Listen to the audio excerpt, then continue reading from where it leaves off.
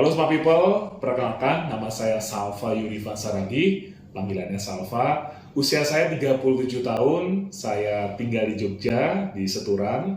Saat ini saya sudah berkeluarga, anak saya 2. Dan saya pada waktu itu kuliah di Universitas Gadjah Mada, angkatan 2001, saya mengambil jurusan teknologi pertanian.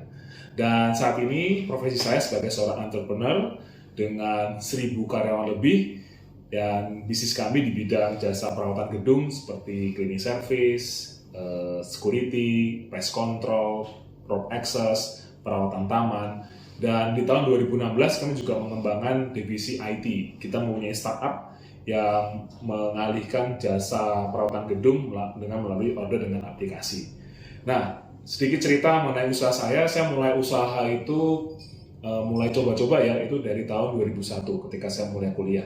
Saya mencoba jualan kaos, saya mencoba usaha I.O, saya mencoba usaha laundry.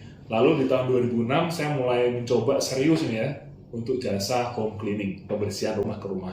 Dan di tahun 2007 saya membuat PT, perseroan terbatas, yang kita menawarkan jasa ke perusahaan-perusahaan sampai dengan hari ini. Ya, nah itu secara singkat mengenai profil saya. Nah, saya berharap melalui cerita saya ini bisa menginspirasi teman-teman untuk bisa mengambil profesi sebagai seorang entrepreneur. Tetap semangat dan sukses selalu. Shalom anak-anakku SMP Budia Wacana yang berani kasihi. Dan kali ini kita patut berbahagia karena di acara kita Karir Day kali ini kita kedatangan tamu istimewa. Nah, tidak lain tidak bukan, dia adalah alumni dari SMP Budia Wacana tahun 2013. Namanya adalah Kak Sania Adriela Kurniawan. Halo Kak Sania. Halo Berani, halo adik-adik. Ya, Kak Sania ini lulus tahun 2013 ya.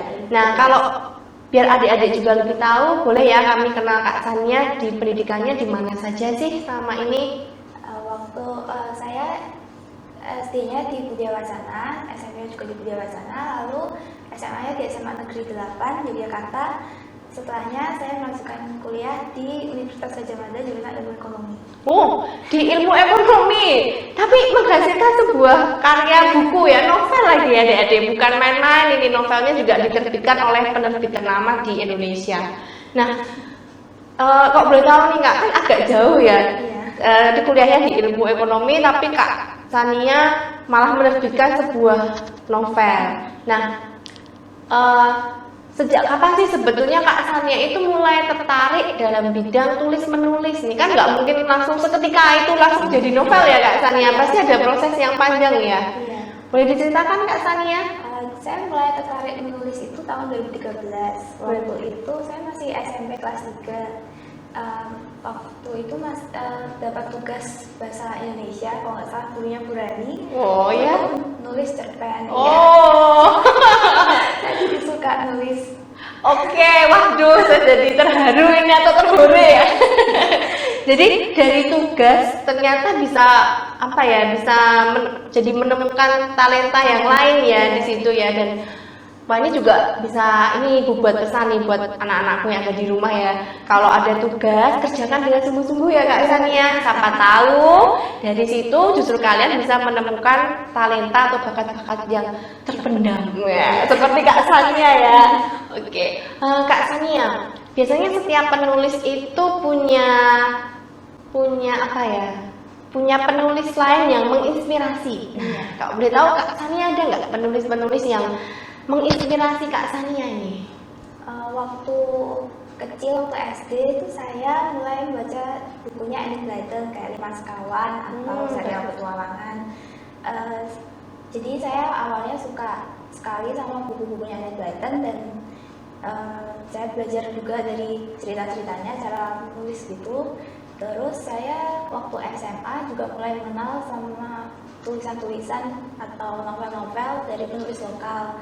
Misalnya ada Di Lestari atau Wina Effendi. Wah, jadi berawal dari hobi membaca berarti nih Kak ya. Jadi ternyata dari hobi Kak Sania membaca juga bisa memunculkan ini ya, kreativitas dalam menulis ya. Oke, baik. Kak Sania tentu saja tidak hanya sekedar hobi, tetapi pasti hobi itu ditekuni dan dikembangkan ya. Iya. Nah, bagaimana Kak Sania mengembangkan hobi menulis Kak Sania? Awalnya cuma otodidak aja karena masih nggak tahu juga mau belajar di mana, jadi cuma otodidak belajar sendiri tentang misalnya kayak WB atau IED dulu, terus juga cara-cara nulis cerpen biasa. Tapi waktu kuliah saya mulai ikut lomba nulis, terus waktu itu sempat lolos dan bisa ikut kelas dari penerbit. Dari kelas itu saya mulai belajar juga, terus mulai mencari-cari kelas-kelas lain yang bisa mengembangkan bakat menulis. Oke, berarti berawal dari otodidak ya malah ya Kak. Jadi dari tugas bahasa Indonesia, kemudian senang membaca, pengen menulis, belajar sendiri dulu, kemudian mencari, mungkin karena saking pengennya ya Kak ya, jadi mencari lomba gitu ya, lomba dan dapat kelas tadi. Jadi di lomba itu, untuk mengikuti lomba itu lombanya lolos, jadi untuk ikut lombanya tuh kirim naskah ke penerbitnya itu, terus kalau lolos tahap pertama dapat undangan untuk ikut kelas sama penerbitnya. Setelah itu ya di situ diajari oleh banyak penulis-penulis lain dan beberapa orang dari penerbit juga tentang menulis. Oke, jadi Kak Sania berarti berusaha mencari ya. Jadi ini ada poin penting yang bisa kita pelajari nih Kak Sania. Artinya berarti kita kalau pengen sesuatu kita harus berusaha begitu ya, tidak hanya diam begitu saja tapi terus mencari seperti hanya Kak Sanianya. Akhirnya bisa punya pengalaman ya Kak Sania, malah seperti workshop begitu ya. Iya, workshop dengan penulis-penulis dan juga penerbit. Wah, luar biasa sekali. Jadi pengalaman luar biasa ya Kak Sania untuk Kak Sania ya. Dan hingga akhirnya karya Kak Sania itu bisa diterbitkan seperti ini. Itu bagaimana ceritanya Kak Sania? Dari kelas menulis yang tadi kan jadi punya banyak teman di dunia penerbit gitu. Jadi waktu itu ada dapat banyak info juga tentang penerimaan naskah dan segala macam. Terus ada salah satu editor yang mencari naskah. Waktu itu teman saya yang bilang ke editor itu kalau ada naskah saya yang ini bisa dibaca dan editornya tertarik. Jadi setelah itu bisa menerbitkan. Oke, jadi begitu ya Kak Sen. Jadi dari ikut workshop itu kemudian punya banyak teman ya, memperluas pergaulan akhirnya di dunia penerbitan dan penulisan ya. Akhirnya terbitlah novel dengan judul Vio Don't Mess Up ini ya Kak ya. Oke, baik. Hal-hal apa yang berkesan dari menulis Kak Sania? Kalau saya suka menulis karena saya sendiri suka berkhayal, jadi saya punya banyak ide-ide cerita yang ingin saya tuliskan, dan setelahnya saya menemukan media menulis ini, jadi ide-ide ini kan bisa dituangkan dalam sebuah karya gitu. Jadi menyenangkan sekali untuk bisa mencari hal baru yang bisa ditulis. Oke, jadi menyenangkan ya, artinya dari tulis-menulis tuh punya ide terus bisa tertulis di sebuah buku begini ya. Oke, baik. Untuk yang terakhir nih ya, wah rasanya nggak mau yang terakhir nih, tapi nanti setelah ini nanti akan ada bincang-bincang dengan adik-adik juga Kak Sania. Jadi nanti kita akan undang Kak Sania dan juga adik-adik di SMP Budaya Wacana ini supaya nanti mereka juga bisa tanya jawab. Nggak keberatan kan Kak Sania? Enggak ya, nanti pokoknya berbagi ya dengan adik-adik di sini. Apa saja sih hal yang buat Kak Sania itu berkesan ketika Kak Sania sekolah di SMP Budaya Wacana? Saya suka di SMP ini karena gurunya tuh ramah banget, jadi kayak bener-bener menolong dan memahami muridnya gitu. Jadi muridnya kalau butuh bantuan itu kayak nggak segan untuk bertanya ke gurunya. Jadi punya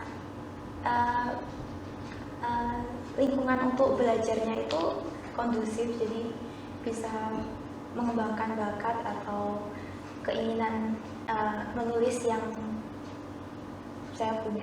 Oke, baik. Lalu Kak Sania, adakah pesan nih? Nah, kan pesan Kak Sania sebagai alumni juga sebagai seorang penulisnya. Silahkan untuk adik-adik kita di sini. Kalau pesan, pesannya untuk jangan berhenti mencoba, karena walaupun misalnya kita belum langsung mendapatkan apa yang kita mau, kalau kita sudah berusaha dan kita terus mencoba untuk mencapai hal-hal baru, pasti akan ada jalan untuk mendapatkan apa yang kita mau.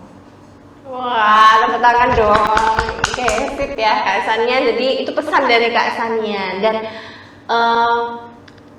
sebelum nanti Kak Sania akan membacakan sekilas tentang buku ini, ya Bu Rani mau menyimpulkan dulu ya untuk kegiatan kita hari ini. Karir Day ini tentu saja adik-adik di rumah atau anak-anak di rumah pasti akan belajar banyak dari Kak Sania. Jadi ada hal yang bisa kita tekankan ya dari Kak Sania. Yang pertama, lakukan tugasmu ya. Mungkin awalnya tidak menyenangkan, tapi ternyata dari situ kalian bisa menemukan bakat. Lalu yang kedua, jangan berdiam diri. Setelah menemukan harus dikembangkan ya. Dan yang ketiga, mencari jaringan teman yang lebih luas yang tentunya itu bisa mendukung hobi, minat, dan talenta kita. Mungkin itu saja untuk pertemuan kita kali ini, dan nanti kita akan melanjutkan dengan percakapan ya. Kita akan berdiskusi nanti lewat virtual ya. Dan sebelumnya Kak Sania saya minta untuk sedikit saja membacakan sekelumit dari cerita Vio Don't Mess Up. Silahkan dengarkan ya anak-anak ya. Vio menendang batu kerikil di depan ruang kepala sekolah. Kenapa sih tadi Pak Har keluar dari kantornya sepagi itu? Merupakan keajaiban dunia kalau kepala sekolah paling sableng yang pernah dimiliki SMA Mayapada itu muncul tiba-tiba di kantin pagi-pagi. Biasanya, kalau Pak Har lapar atau haus, Bu Atmo akan tergopoh-gopoh membawakan makanan dan kopi ke kantornya. Tapi lebih seringnya sih Soma, anak Bu Atmo yang doyan flirting sama Vio, yang bakal lari kilat ke ruang kepala sekolah. Jadi jelas, tadi Vio santai-santai aja duduk di kantin sambil menikmati gorengan ketiga yang dia ambil diam-diam. Vio jadi ingat kejadian tadi pagi. Nek Vio, pagi-pagi udah nongkrong di kantin aja, ujar Soma sambil menyugar rambutnya. Mau nyamperin abang ya? Kangen ya? Bang, tahu nggak sih persamaan Dahilo sama gorengan? Merasa bakal digoda balik? Soma pura-pura berpikir lalu menggeleng. Wah, nggak tahu tuh Neng, apa tuh?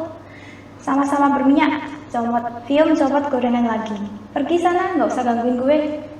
Kemudian Vio duduk di spot favoritnya, yaitu di dekat tembok yang lumayan tinggi. Spot itu bisa menutupinya dari pandangan orang-orang di lapangan, tetapi masih cukup dekat dengan wadah gorengan biar dia bisa ambil sepuasnya. Aman, seenggaknya sampai kelas Pak Ginanjar selesai. Tapi ternyata rencananya gagal total saat dia melihat Pak Har berjalan memasuki kantin. Vio langsung berjongkok dan berusaha kabur, sebisa mungkin berada di bawah jangkauan pandangan Pak Har. Vio baru saja melewati gerbang kebebasan, alias pintu keluar saat Pak Har berdahan keras-keras. Rupanya dia sedang sial. Dia berbalik menghadap Pak Har sambil meringis. Ngapain kamu di sini? Tanya Pak Har. Suaranya tenang sekaligus menakutkan. Jajan Pak, saya belum sarapan. Nggak masuk kelas. Ini baru mau ke kelas. Sudah berapa lama kamu di sini? Vio baru mau berbohong, tetapi keduluan Soma. Cowok itu kayaknya jengkel gara-gara Vio bilang dahinya berminyak. Udah lama Pak, dari tadi pagi, balas Soma. Nggak lama kemudian, kepalanya nongol dari balik gerobak, menunjukkan wajah tanpa dosa yang menyebalkan. Neng Vio udah nunggak gorengan 6 bulan Pak, nggak dibayar sampai sekarang. Pak Har mengangguk-angguk sambil miruput kopi. Dulu, Vio jadi nggak bisa kabur seenaknya. Vio, kamu ikut saya ke kantor, perintah Pak Har tegas seraya berdiri.